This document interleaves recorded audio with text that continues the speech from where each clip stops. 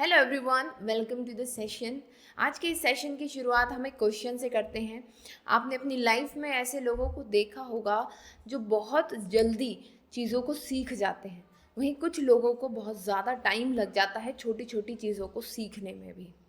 आप ये भी जानते हैं कि अल्बर्ट आइंस्टाइन जो हैं वो अपने स्कूल में कोई टॉप स्टूडेंट नहीं थे, but still he was great physicist. Stephen Hawkins का आपने नाम सुना होगा। फिजिकली डिसेबल्ड थे but still having great intelligence. ये जो वर्ड है इंटेलिजेंस, आज हम लोग इसी पर बात करने वाले हैं। ये जो लोगों की समझ है, लोगों के सीखने की जो अलग अलग दर है, ये क्या इंटेलिजेंस पर डिपेंड करती है? और इंटेलिजेंस क्या सिर्फ कॉग्निटिव एबिलिटीज़ ही हैं? क्या हमारी मानसिक क्षमताएं ही हैं या उससे कहीं बढ़कर है? हमारा जो आरआरबी, टीजीटी, पीजीटी और पीआरटी का जो सिलेबस है, उसमें जो प्रोफेशनल एबिलिटी सेक्शन है, वहाँ पर हमें एक टॉपिक दिया गया है intelligence and it's theories and measurement also. तो आज से हम लोग इसी टॉपिक की शुरुआत कर रहे हैं। इंटेलिजेंस क्या है, किन किन थ्योरीज को इसमें पढ़ना इम्पॉर्टेंट है और इसको मेजर कैसे किया जाता है। तो चलिए स्टार्ट करते हैं और समझते हैं ये जो क्वेश्चन हमने अभी रेज किए हैं कि ऐसा क्यों है, उनका आंसर हमें इन थ्योरीज से मिलता है कि कोई जल्दी क्यों सीखता है, कोई धीरे क्यों सीखता है। एक इंसान किसी एक क्षेत्र में अच्छा है तो क्या बाकी क्षेत्र में भी वो उतना ही अच्छा होगा? ये सारे क्वेश्चंस के आंसर हमें इन सेशन से, इंटेलिजेंस के जितने भी सेशंस हैं उनसे मिलने वाले हैं। तो चलिए स्टार्ट करते हैं। सबसे पहले हम लोग देखेंगे डेफिनेशन कि भाई इंटेलिजेंस है क्या और उसके कौन कौन से की एस्पेक्ट होने वाले हैं। So what is intelligence? Intelligence देखिए कोई एक चीज़ नहीं है, और ये हमें कैसे पता चला है? जो डिफरेंट थ्योरीज इवॉल्व हुई हैं टाइमली, उन्होंने ही हमें ये बताया है कि इंटेलिजेंस कोई एक चीज़ नहीं है बट इट्स अ कॉम्बो, ये एक पैकेज है। ठीक है, चलिए। So intelligence is the ability to learn from experience, adopt to new situation. Experience से सीखना, नई सिचुएशन में अडॉप्ट कर लेना। ओके, सॉल्व प्रॉब्लम्स, प्रॉब्लम को सॉल्व करना, अप्लाई नॉलेज इफेक्टिवली, जो कुछ भी आपने पीछे सीखा है उसको इफेक्टिवली अप्लाई करना, यही इंटेलिजेंस है। भाई हम अपने बड़ों को भी कहते हुए देखते हैं, भाई एक बार ठोकर खाई, बार बार ठोकर खाई अगर आपने, है ना, तो फिर मूर्ख कौन हुआ? हम हुए, है ना। क्यों? क्योंकि हम अपने जो प्रीवियस नॉलेज है, जहाँ हम धोखा खा चुके हैं, जहाँ हम ठोकर खा चुके हैं, उस नॉलेज को हम आगे अप्लाई ही नहीं कर रहे। मतलब कि हमारे अंदर कोई इंटेलिजेंस नहीं है, हम अपने नॉलेज को, अपने एक्सपीरियंस को इफेक्टिवली यूज़ कर ही नहीं पा रहे, है ना। So it involve cognitive function such as reasoning, problem solving, memory and decision making. So major जो इसका सेक्शन होता है उसमें हमें रीजनिंग, प्रॉब्लम सॉल्विंग, मेमोरी और डिसीजन मेकिंग देखने को मिलते हैं। ठीक है, बट इसके डिफरेंट एस्पेक्ट हैं, वो आपको धीरे धीरे अभी जब हम इंटेलिजेंस की थ्योरीज पढ़ेंगे आपको समझ में आने लगेगा। And then we will come to the final conclusion जब इंटेलिजेंस का पार्ट खत्म होगा। की एस्पेक्ट ऑफ इंटेलिजेंस, इंटेलिजेंस क्या है? इट्स अ कॉग्निटिव एबिलिटी है, सोचने समझने की क्षमता, रीजनिंग करना, अंडरस्टैंड करना कॉम्प्लेक्स आइडियाज को, प्रॉब्लम सॉल्विंग। देखिए ये इसका एक पार्ट है, बट यही सिर्फ एक पार्ट है ऐसा नहीं है।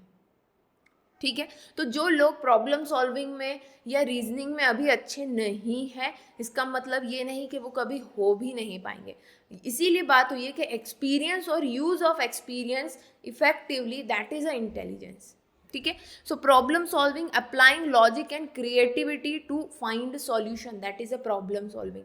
अडॉप्टेबिलिटी, एडजस्ट कर जाना किसी भी इन्वायरमेंट में एंड चैलेंजेस को एक्सेप्ट कर लेना। Okay, learning capacity, acquiring and applying new knowledge and skills. Emotional intelligence, understanding and managing emotion is one in oneself and others. ये आजकल बड़ा फेमस है, इमोशनल इंटेलिजेंस के नाम पर आजकल लोग बहुत बातें कर रहे हैं, और बातों के नाम पर सिर्फ रिलेशनशिप डिस्कशन वहाँ पर होता है ना। आई होप कि आपने भी देखे होंगे ऐसे कुछ वीडियोस। सो इमोशनल इंटेलिजेंस जो है, दैट इज़ मतलब 1 to 1 एक आप कह लें कि लवर्स रिलेशनशिप से कहीं ऊपर है। ये आप अपने पेरेंट्स से कैसे डील कर रहे हैं, अपने ब्रदर सिस्टर के साथ अलग अलग सिचुएशन में कैसे डील कर रहे हैं, कैसे उन्हें समझ रहे हैं, वो आपको समझ रहे हैं। That is all about emotional intelligence, ना सिर्फ कि एक कपल के बारे में बात की जाए, ठीक है, जो कि आजकल ट्रेंड में है।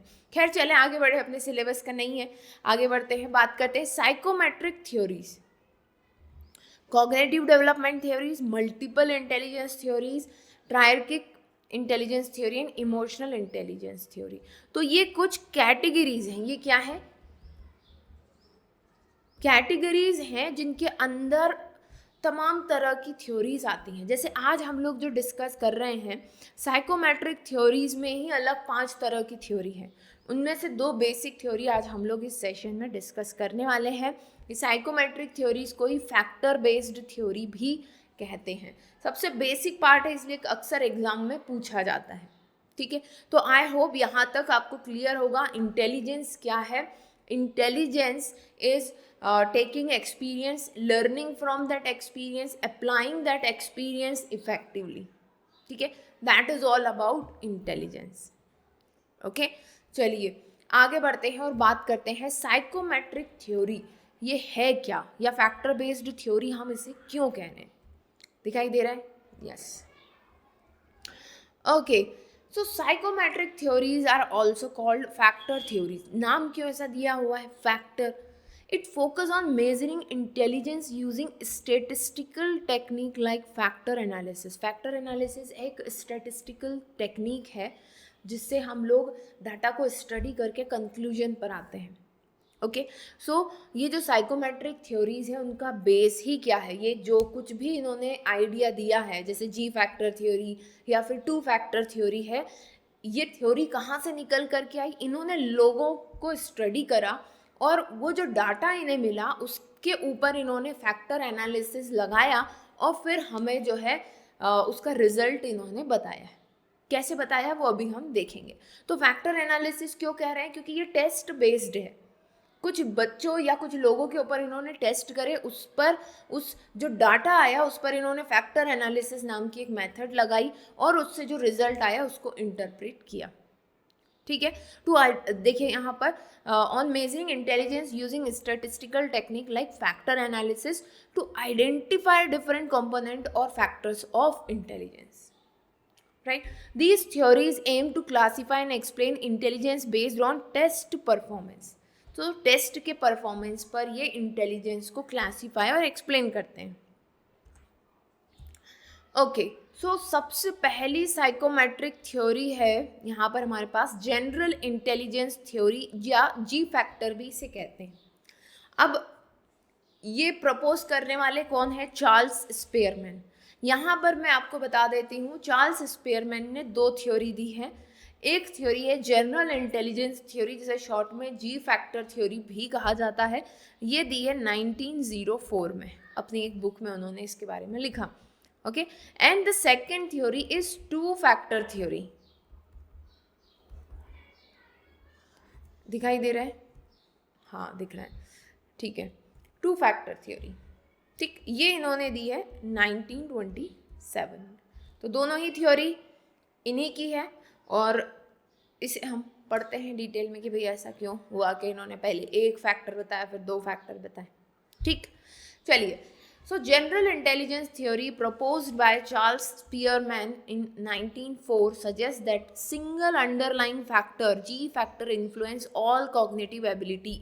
Spearman developed this theory based on factor analysis, a statistical method that identify pattern in test performance.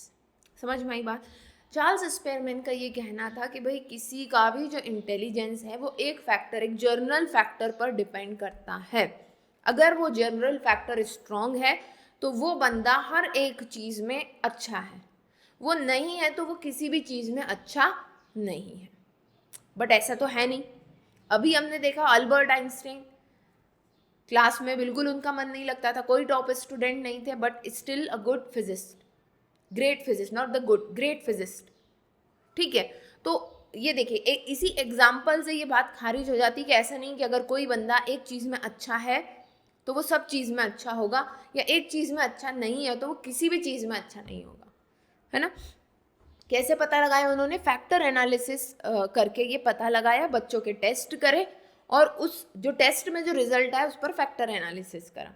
Okay, this theory become a foundation of IQ testing and is one of the most influential early model of intelligence. तो पहले तो घूम फिर के इसी पर बात होती थी, यही माना जाता था कि यही इंटेलिजेंस है। ओके, बट इन 1927 इन्होंने खुद अपनी थ्योरी को फर्दर एक्सटेंड किया और फिर इन्होंने दिया स्पीयरमैन्स टू फैक्टर थ्योरी। अब स्पीयरमैन्स टू फैक्टर थ्योरी क्या कहती है? इन्होंने बोला कि भाई दो फैक्टर है यहाँ पर, एक है जनरल इंटेलिजेंस और दूसरा है स्पेसिफिक एबिलिटी। जनरल इंटेलिजेंस को इन्होंने जी फैक्टर कहा और स्पेसिफिक एबिलिटी को इन्होंने एस फैक्टर कहा, स्पेसिफिक फैक्टर कहा। ओके, क्या कहते हैं ये जनरल इंटेलिजेंस के बारे में? General intelligence is a core mantle ability that influence performance on various cognitive task. इन्होंने कहा कि ये बेस है, जी फैक्टर तो होगा ही होगा सबके पास, ये कॉग्निटिव टास्क जो भी कुछ आप सोच रहे हैं, याद रख रहे हैं, है ना, उसका बेस है जी फैक्टर। और उन्होंने ये कहा इंडिविजुअल जिसके पास जी फैक्टर बढ़िया है, अच्छा है, तो वो अच्छा ही करेंगे maths, reasoning, memory and verbal skills में। Okay, G factor is considered innate and relatively stable. उन्होंने बोला ये बचपन से ही मिलता है और ये वैसा ही रहता है throughout the year, throughout the age, चाहे इंसान कितना ही बूढ़ा हो जाए, मतलब किसी भी स्टेज में पहुंच जाए, ये वैसा का वैसे ही रहेगा, इसके साथ आप कुछ नहीं कर सकते। ठीक, दूसरा इन्होंने कहा specific ability S factor, these are task specific abilities. कैसी task? Verbal fluency, mathematical skill, mechanical skills, ये जो है स्पेसिफिक एबिलिटीज़ हैं जो हर बंदे में अलग अलग हो सकती है। अगर मान लीजिए मेरे अंदर वर्बल एबिलिटीज़ ज़्यादा हैं तो मैं बोलने में फ्लुएंट हूँ, मेरे पास वोकेबलरी ज़्यादा है, इस तरह की चीज़ें होंगी। हो सकता है कि मेरा जनरल इंटेलिजेंस कम हो बट स्पेसिफिक एबिलिटी मेरी एक ज़्यादा हो सकती है। ओके, और इस स्पेसिफिक एबिलिटी को मैं एजुकेट करके या ट्रेनिंग दे करके इसको इन्फ्लुएंस कर सकती हूँ, बट जी फैक्टर पर मैं कुछ कर लूँ कोई फ़र्क नहीं पड़ेगा, स्पेसिफिक फैक्टर को मैं अपने इम्प्रूव कर सकती हूँ। ठीक है, ये स्पीयरमैन का कहना था। की फैक्टर इससे क्या निकल करके आते हैं? The G factor is responsible for overall intelligence where S factor count for difference in specialised ability. G factor को relates with better performance in most areas. अगर कोई बंदा लगभग सभी एरिया में, ज़्यादातर एरिया में अच्छा कर रहा है, मतलब कि उसका जी फैक्टर अच्छा है, इनका ये कहना है। ठीक, बट अब तो हमें पता है कि सिर्फ एक चीज़ नहीं है जो इंटेलिजेंस है। ये देखिए क्रिटिसिज्म भर भर के हुआ इस थ्योरी का। ठीक है, क्या है भाई क्रिटिसिज्म में? तो सबसे पहले तो क्रिटिक यही कह रहे हैं कि भाई intelligence is not a single ability but a collection of distinct abilities. Howard Gardner, इनकी थ्योरी हमें पढ़ना है, मल्टीपल इंटेलिजेंस 1983 में आई। रॉबर्ट स्ट्रेनबर्ग्स ट्रायर्किक थ्योरी 1985 में आई। इन सभी ने सिंगल जी फैक्टर को चैलेंज कर दिया कि नहीं भाई गलत बात है। Standard intelligence test favour western education. अब जितने भी इंटेलिजेंस टेस्ट बने हुए हैं वो वेस्टर्न एजुकेशन और लॉजिकल रीजनिंग, जो कि शुरू से ही वहाँ बहुत ज़्यादा स्ट्रांग है, उस पर काम होता है, उसी को फेवर करते हैं और निगलेक्ट कर देते हैं किसको? क्रिएटिव एंड प्रैक्टिकल इंटेलिजेंस की वो बात ही नहीं करते। मतलब ये हुआ कि इंटेलिजेंस टेस्ट जो है वो आपकी कॉग्निटिव एबिलिटीज़ को ज़्यादा टेस्ट कर रहे हैं एज कंपेयर टू अदर। ठीक है, आपकी क्रिएटिविटी को नहीं देख रहे हैं, प्रैक्टिकल इंटेलिजेंस को आपका मेजर नहीं कर रहे हैं। Different cultures value intelligence differently. इनका ये भी कहना है कि भाई अलग अलग कल्चर में इंटेलिजेंस की जो वैल्यू है वो अलग अलग है। ठीक है, जैसे कि कुछ सोसाइटीज़ में, यहाँ एग्जाम्पल भी लिखा है, इन कलेक्टिविस्ट सोसाइटी सोशल इंटेलिजेंस को बहुत ज़्यादा इम्पोर्टेंस दिया जाता है। हमारे यहाँ भी कोई ऐसा इंसान हो जिसकी सबसे दोस्ती है, लोग बड़ा उसे मानते हैं, है ना, वो सोशल इंटेलिजेंस, लोगों से कैसे रिलेशन बनाना है, कैसे काम निकालना है, कब किसकी कहाँ मदद करवा देनी है, चार लोग कहने पर उसके इकट्ठा हो जाते हैं, सोशल इंटेलिजेंस। वहीं एनालिटिकल इंटेलिजेंस इन इंडिविजुअलिस्टिक सोसाइटी, एनालिटिकल इंटेलिजेंस कैसे कोई चीज़ बनी है, फॉर्म हुई है, क्या प्रोज हैं, क्या कॉन्स हैं, वो सब पता लगा लेना। तो ये एक इसका क्रिटिसिज्म है। तो सिर्फ कॉग्निटिव एबिलिटी नहीं, सोशल इंटेलिजेंस जैसी भी चीज़ें हैं, एनालिटिकल इंटेलिजेंस भी जैसी चीज़ें हैं। डैनियल गोल्डमैन, जिन्होंने इमोशनल इंटेलिजेंस को बहुत हम कह सकते हैं कि ऊपर लेकर के आए हैं। ओके, सक्सेस और डिसीजन मेकिंग में इमोशनल इंटेलिजेंस का बहुत ज़्यादा इंपॉर्टेंस है। आपने देखा होगा कि जो एवरेज स्टूडेंट होते हैं वो कई बार बहुत अच्छे लीडर बन जाते हैं। क्यों होता है? वही नीचे लिखा है, the G factor does not explain why some people average IQ excel in leadership, relationship and real life problem solving.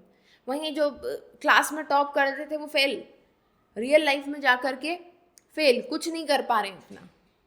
ठीक है, मतलब क्या हुआ, intelligence is not about cognitive abilities, उससे कहीं ज़्यादा है। ठीक है, तो ये जो है अपनी आज का सेशन था, इंटेलिजेंस, उसका क्लासिफिकेशन और स्पीयरमैन की जो 2 थ्योरी है, जी फैक्टर एंड GN/S फैक्टर, मतलब 1 फैक्टर थ्योरी और 2 factor theory. So I hope कि आपको सेशन पसंद आया होगा और आपके काम आएगा।